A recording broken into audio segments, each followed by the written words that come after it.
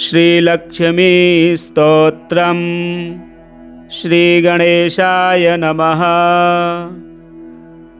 सहस्रदलपद्मस्थकर्णिकावासिनीं परां शरत्पावर्णकोटीन्दुप्रभामुष्टिकरां परां स्वतेजसा प्रज्वलन्तीं सुखदृश्यां मनोहरां प्रतप्तकाञ्चननिभशोभां मूर्तिमतीं सतीं रत्नभूषणभूषाढ्यां शोभितां पीतवाशसा ईषद्धास्य प्रसन्नास्यां शश्वत्सुस्थिरयौवनां सर्वसम्पत्प्रदात्रीं च महालक्ष्मीं भजे शुभाम्।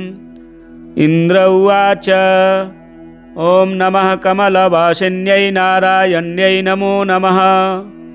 कृष्णप्रियायै शारायै पद्मायै च नमो नमः।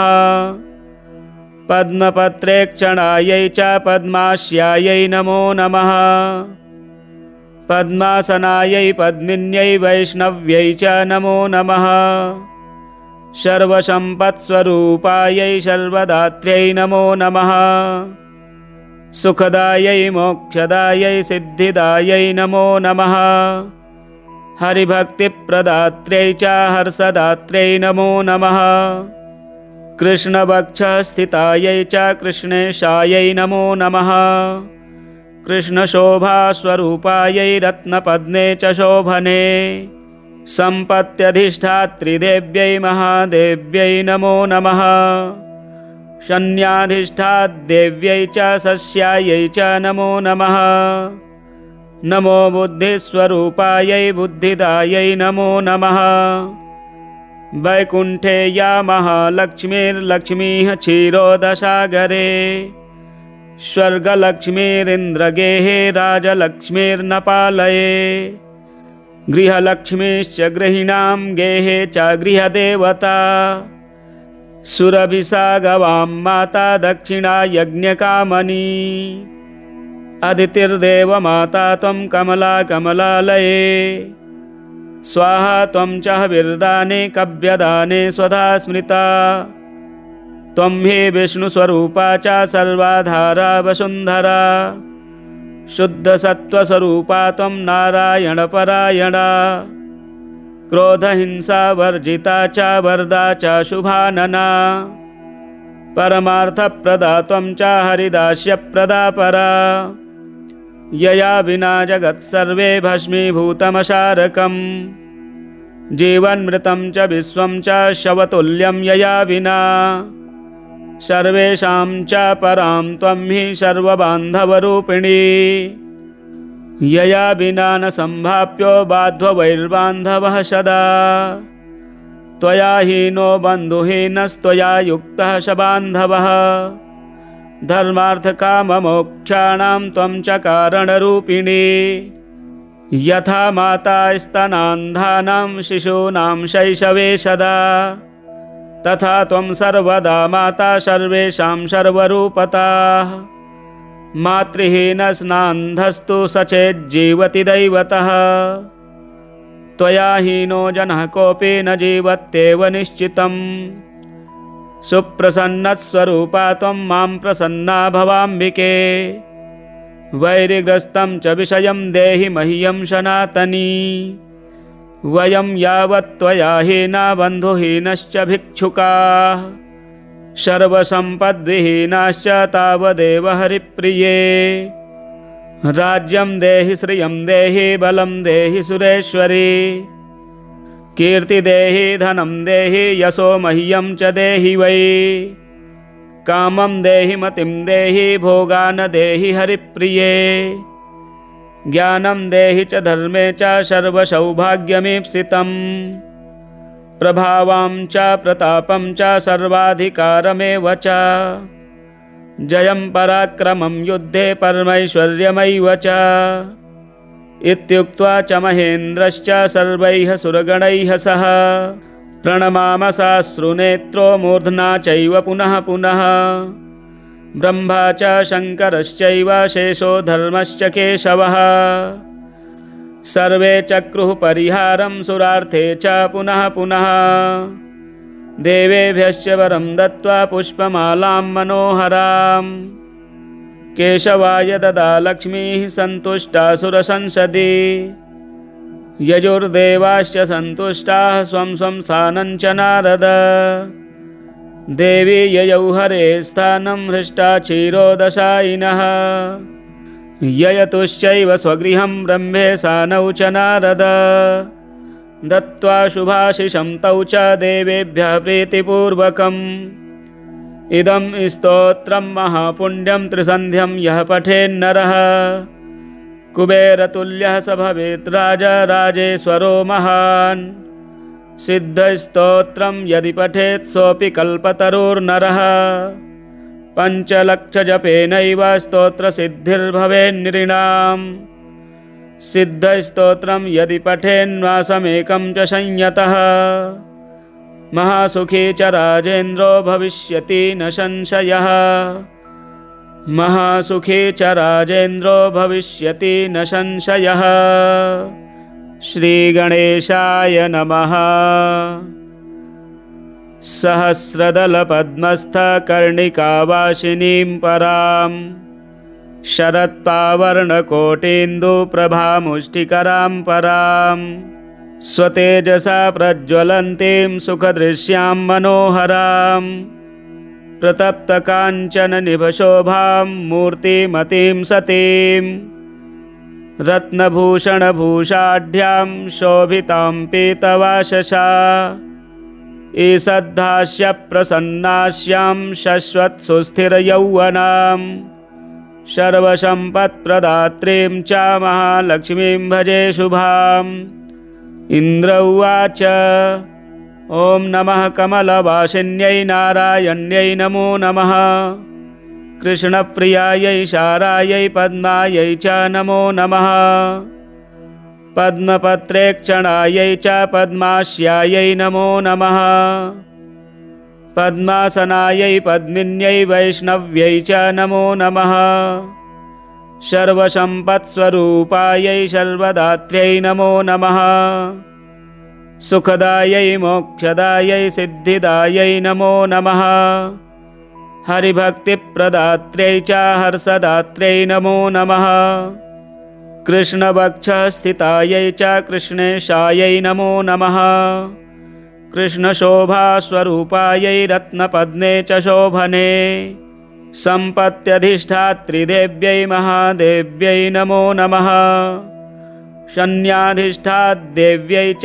सस्यायै च नमो नमः नमो बुद्धिस्वरूपायै बुद्धिदायै नमो नमः वैकुण्ठे या महालक्ष्मीर्लक्ष्मीः क्षीरोदसागरे स्वर्गलक्ष्मीरिन्द्रगेहे राजलक्ष्मीर्नपालये गृहलक्ष्मीश्च गृहिणां गेहे च गृहदेवता सुरभिसा गवां माता दक्षिणा यज्ञकामनी अदितिर्देवमाता त्वं कमला कमलालये स्वाहा त्वं च हविर्दाने कव्यदाने स्वधा स्मृता त्वं हि विष्णुस्वरूपा च सर्वाधारा वसुन्धरा शुद्धसत्त्वस्वरूपा त्वं नारायणपरायणा क्रोधहिंसावर्जिता च वरदा च शुभानना परमार्थप्रदा त्वं च हरिदास्यप्रदा परा यया विना जगत्सर्वे भस्मीभूतमशारकम् जीवन्मृतं च विश्वं च शवतुल्यं यया विना सर्वेषां च परां त्वं हि सर्वबान्धवरूपिणी यया विना न सम्भाप्यो बान्धवैर्बान्धवः सदा त्वया हीनो बन्धुहीनस्त्वया युक्तः स बान्धवः धर्मार्थकाममोक्षाणां त्वं च कारणरूपिणी यथा माता स्तनान्धानां शिशूनां शैशवे सदा तथा त्वं सर्वदा माता सर्वेषां सर्वरूपता मातृहीनस्नान्धस्तु सचेज्जीवति दैवतः त्वया हीनो जनः कोऽपि न जीवत्येव निश्चितम् सुप्रसन्नस्वरूपा त्वं मां प्रसन्ना भवाम्बिके वैरिग्रस्तं च विषयं देहि मह्यं सनातनी। वयं यावत् त्वया हीना बन्धुहीनश्च भिक्षुकाः सर्वसम्पद्विहीनाश्च तावदेव हरिप्रिये। राज्यं देहि श्रियं देहि बलं देहि सुरेश्वरी। कीर्ति देहि धनं देहि यशो मह्यं च देहि वै। कामं देहि मतिं देहि भोगान् देहि हरिप्रिये। ज्ञानं देहि च धर्मे च सर्वसौभाग्यमीप्सितं। प्रभावां च प्रतापं च सर्वाधिकारमेव च। जयं पराक्रमं युद्धे परमैश्वर्यमैव च। इत्युक्त्वा च महेन्द्रश्च सर्वैः सुरगणैः सह प्रणमामसाश्रुनेत्रो मूर्ध्ना चैव पुनः पुनः। ब्रह्मा च शङ्करश्चैव शेषो धर्मश्च केशवः। सर्वे चक्रुः परिहारं सुरार्थे च पुनः पुनः। देवेभ्यश्च वरं दत्त्वा पुष्पमालां मनोहरां। केशवाय ददा लक्ष्मीः सन्तुष्टा सुरसंसदि। यजुर्देवाश्च सन्तुष्टाः स्वं स्वं स्थानं च नारद। देवी ययौ हरे स्थानं हृष्टा क्षीरोदशायिनः। ययतुश्चैव स्वगृहं ब्रह्मे सानौ च नारद। दत्त्वा शुभाशिषं तौ च देवेभ्यः प्रीतिपूर्वकम्। इदं स्तोत्रं महापुण्यं त्रिसन्ध्यं यः पठेन्नरः। कुबेरतुल्यः स भवेत् राजेश्वरो महान्।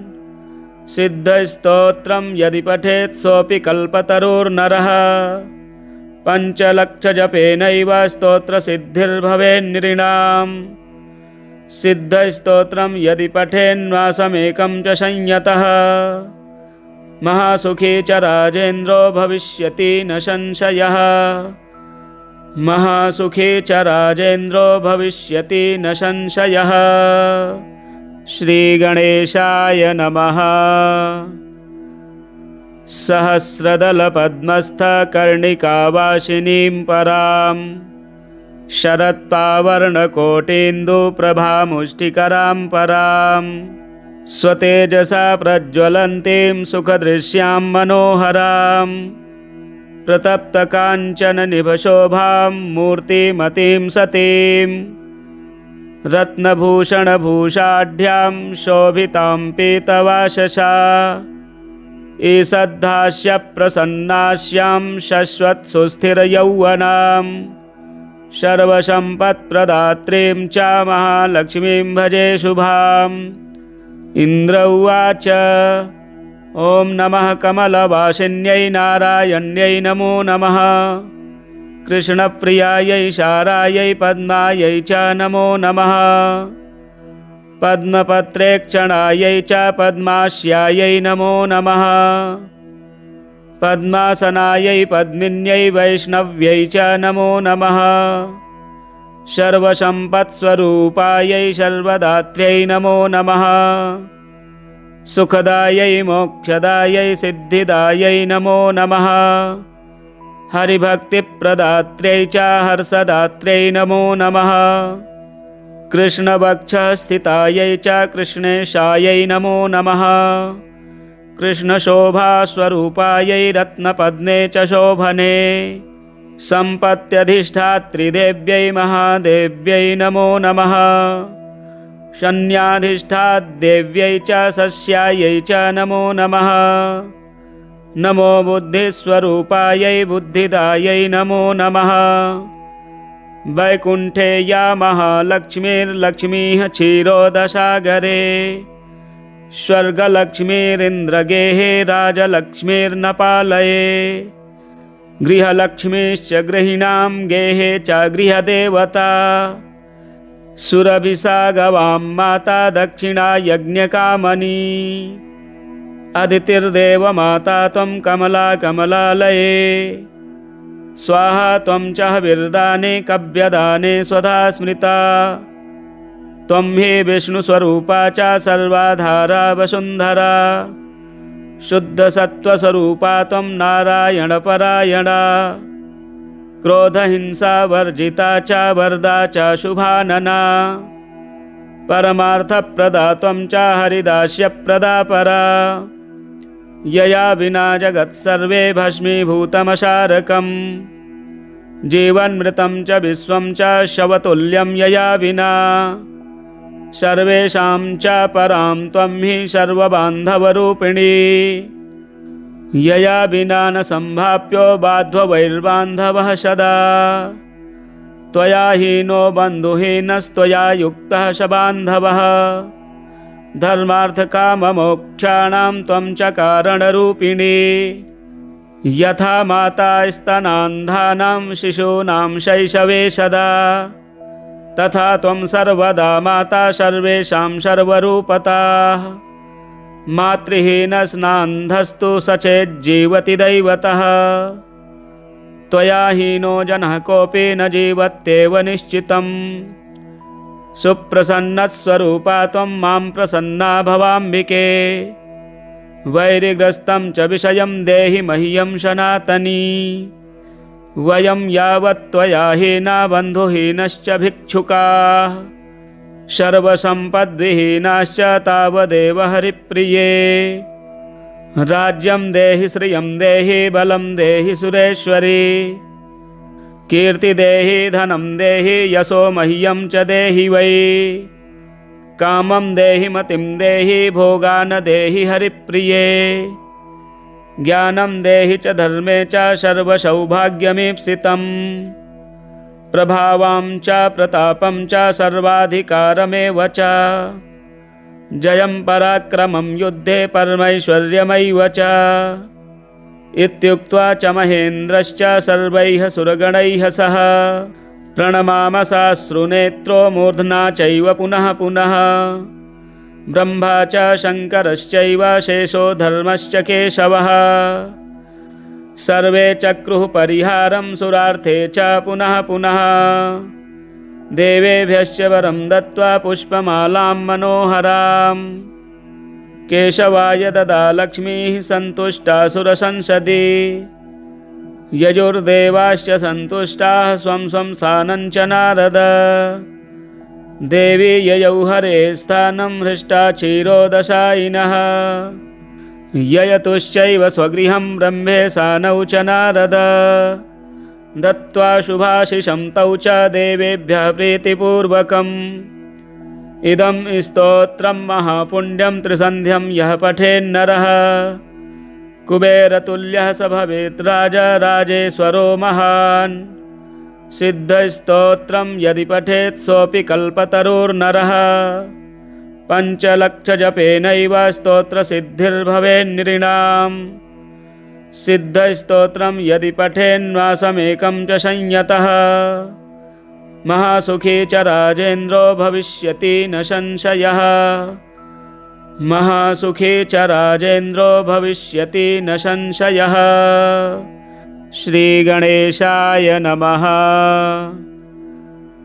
सहस्रदलपद्मस्थकर्णिकावासिनीं परां शरत्पावर्णकोटीन्दुप्रभामुष्टिकरां परां स्वतेजसा प्रज्वलन्तीं सुखदृश्यां मनोहरां प्रतप्तकाञ्चननिभशोभां मूर्तिमतीं सतीं रत्नभूषणभूषाढ्यां शोभितां पीतवाशसा ईषद्धास्य प्रसन्नास्यां शश्वत्सुस्थिरयौवनां सर्वसम्पत्प्रदात्रीं च महालक्ष्मीं भजे शुभाम् इन्द्र उवाच ॐ नमः कमलवासिन्यै नारायण्यै नमो नमः कृष्णप्रियायै शारायै पद्मायै च नमो नमः पद्मपत्रेक्षणायै च पद्मास्यायै नमो नमः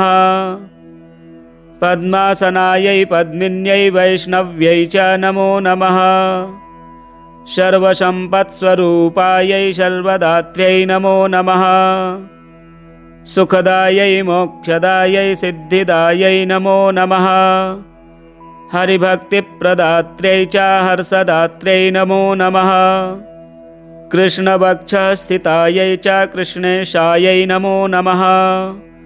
कृष्णशोभास्वरूपायै रत्नपद्मे च शोभने सम्पत्यधिष्ठात्रिदेव्यै महादेव्यै नमो नमः।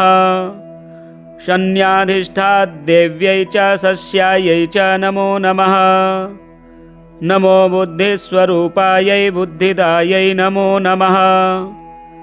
वैकुण्ठे या महालक्ष्मीर्लक्ष्मीः क्षीरोदसागरे स्वर्गलक्ष्मीरिन्द्रगेहे राजलक्ष्मीर्नपालये गृहलक्ष्मीश्च गृहिणां गेहे च गृहदेवता सुरभिसा गवां माता दक्षिणा यज्ञकामनी अदितिर्देवमाता त्वं कमला कमलालये स्वाहा त्वं च हविर्दाने कव्यदाने स्वधा स्मृता त्वं हि विष्णुस्वरूपा च सर्वाधारा वसुन्धरा शुद्धसत्त्वस्वरूपा त्वं नारायणपरायणा क्रोधहिंसावर्जिता च वरदा च शुभानना परमार्थप्रदा त्वं च हरिदास्यप्रदा परा यया विना जगत्सर्वे भस्मीभूतमशारकम् जीवन्मृतं च विश्वं च शवतुल्यं यया विना सर्वेषां च परां त्वं हि सर्वबान्धवरूपिणी यया विना न सम्भाप्यो बान्धवैर्बान्धवः सदा त्वया हीनो बन्धुहीनस्त्वया युक्तः स बान्धवः धर्मार्थकाममोक्षाणां त्वं च कारणरूपिणी यथा माता स्तनान्धानां शिशूनां शैशवे सदा तथा त्वं सर्वदा माता सर्वेषां सर्वरूपता मातृहीनस्नान्धस्तु सचेज्जीवति दैवतः त्वया हीनो जनः कोऽपि न जीवत्येव निश्चितम् सुप्रसन्नस्वरूपा त्वं मां प्रसन्ना भवाम्बिके वैरिग्रस्तं च विषयं देहि मह्यं सनातनी वयं यावत् त्वया हीना बन्धुहीनश्च भिक्षुकाः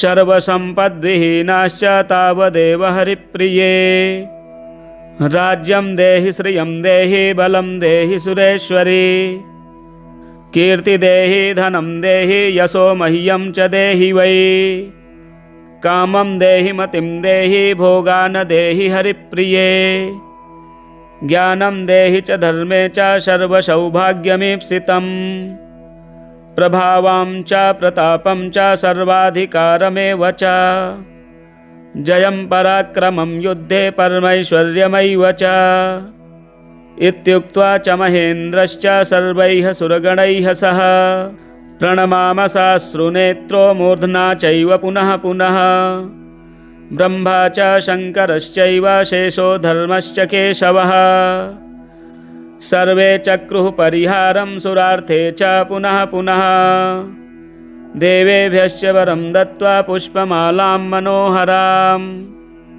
केशवाय ददा लक्ष्मीः सन्तुष्टा सुरसंसदि यजुर्देवाश्च सन्तुष्टाः स्वं स्वं स्थानं च नारद देवी ययौ हरे स्थानं हृष्टा क्षीरोदशायिनः ययतुश्चैव स्वगृहं ब्रह्मे सानौ च नारद दत्त्वा शुभाशिषं तौ च देवेभ्यः प्रीतिपूर्वकम् इदं स्तोत्रं महापुण्यं त्रिसन्ध्यं यः पठेन्नरः कुबेरतुल्यः स भवेत् राजेश्वरो महान् सिद्धस्तोत्रं यदि पठेत् सोऽपि कल्पतरुर्नरः पञ्चलक्षजपेनैव स्तोत्रसिद्धिर्भवेन्नृणां सिद्धस्तोत्रं यदि पठेन्मासमेकं च संयतः महासुखी च राजेन्द्रो भविष्यति न संशयः महासुखी च राजेन्द्रो भविष्यति न संशयः। श्रीब्रह्मवैवर्ते महापुराणे नारदनारायणसंवादे इन्द्रविरचितं श्रीसम्पदा लक्ष्मी तथा च श्रीलक्ष्मीस्तोत्रं सम्पूर्णम्।